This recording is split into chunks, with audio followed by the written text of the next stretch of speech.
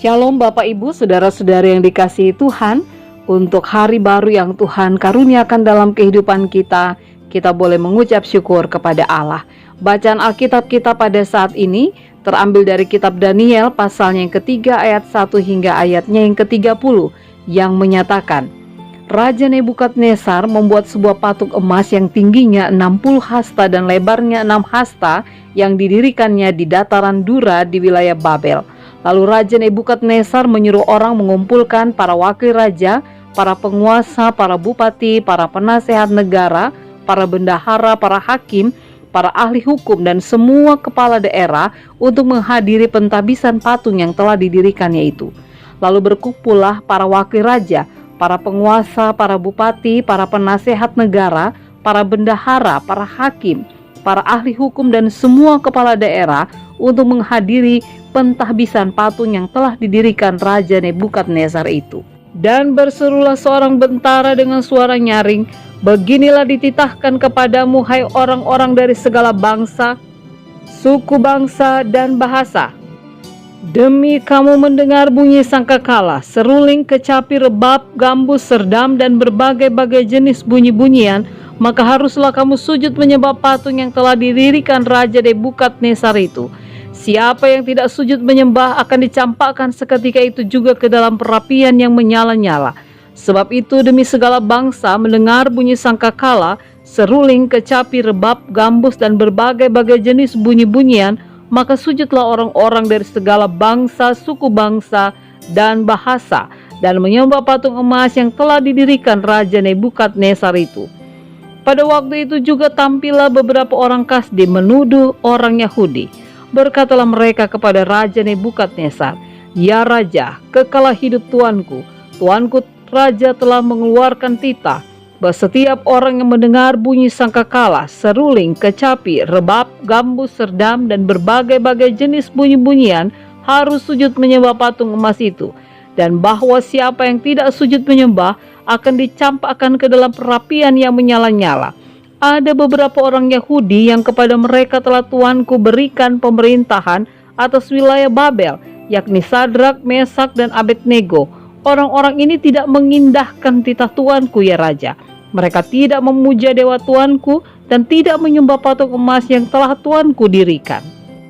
Sesudah itu Nebukadnezar memerintahkan dalam marahnya dan geramnya untuk membawa Sadrak, Mesak, dan Abednego menghadap. Setelah orang-orang itu dibawa menghadap raja, berkatalah Nebukadnezar kepada mereka, Apakah benar, hai Sadrak, Mesak, dan Abednego, bahwa kamu tidak memuja dewaku dan tidak menyembah patung emas yang kudirikan itu? Sekarang jika kamu bersedia, demi kamu mendengar bunyi sangkakala, seruling, kecapi, rebab, gambus, serdam, dan berbagai-bagai jenis bunyi-bunyian, sujudlah menyembah patung yang kubuat itu. Tetapi jika kamu tidak menyembah, kamu akan dicampakkan seketika itu juga ke dalam perapian yang menyala-nyala, dan dewa manakah yang dapat melepaskan kamu dari dalam tanganku? Lalu Sadrak, Mesak, dan Abednego menjawab Raja Nebukadnezar, Tidak ada gunanya kami memberi jawab kepada tuanku dalam hal ini. Jika Allah kami yang kami puja sanggup melepaskan kami, maka ia akan melepaskan kami dari perapian yang menyala-nyala itu dan dari dalam tanganmu ya Raja. Tetapi seandainya tidak, hendaklah tuanku mengetahui ya Raja, bahwa kami tidak akan memuja dewa tuanku dan tidak akan menyembah patung emas yang tuanku dirikan itu. Maka meluaplah kegeraman Nebukadnezar. Air mukanya berubah terhadap Sadrak, Mesak, dan Abednego. Lalu diperintahkannya supaya perapian itu dibuat 7 kali lebih panas dari yang biasa. Kepada beberapa orang yang sangat kuat dari tentaranya, dititahkannya untuk mengikat Sadrak, Mesak, dan Abednego dan mencampakkan mereka ke dalam perapian yang menyala-nyala itu. Lalu diikatlah ketiga orang itu dengan jubah, celana, topi, dan pakaian-pakaian mereka yang lain dan dicampakkan ke dalam perapian yang menyala-nyala. Karena titah raja itu keras, dipanaskanlah perapian itu dengan luar biasa, sehingga nyala api itu membakar mati orang-orang yang mengangkat Sadrak, Mesak, dan Abednego itu ke atas.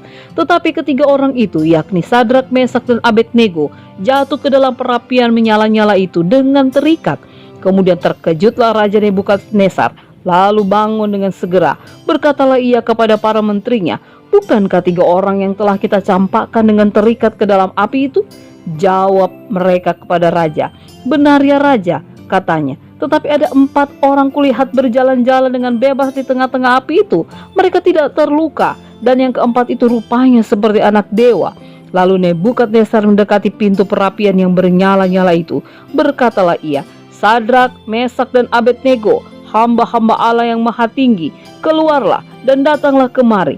Lalu keluarlah Sadrak, Mesak, dan Abednego dari api itu, dan para wakil raja, para penguasa, para bupati, dan para menteri raja datang berkumpul. Mereka melihat bahwa tubuh orang-orang ini tidak mempan oleh api itu, bahwa rambut di kepala mereka tidak hangus, jubah mereka tidak berubah apa-apa, bahkan bau kebakaran pun tidak ada pada mereka. Berkatalah Nebukadnezar, "Terpujilah Allahnya Sadrak, Mesak, dan Abednego. Ia telah mengutus malaikatnya dan melepaskan hamba-hambanya yang telah menaruh percaya kepadanya dan melanggar titah raja, dan yang menyerahkan tubuh mereka, karena mereka tidak mau memuja dan menyembah Allah manapun kecuali Allah mereka. Sebab itu aku mengeluarkan perintah bahwa setiap orang dari bangsa, suku bangsa, atau bahasa manapun ia yang mengucapkan penghinaan terhadap Allahnya Sadrak, Mesak, dan Abednego akan dipenggal-penggal, dan rumahnya akan dirobohkan menjadi timbunan puing, karena tidak ada Allah lain yang dapat melepaskan secara demikian itu." Lalu raja memberikan kedudukan tinggi pada Sadrak, Mesak, dan Abednego di wilayah Babel. Demikianlah pembacaan Alkitab.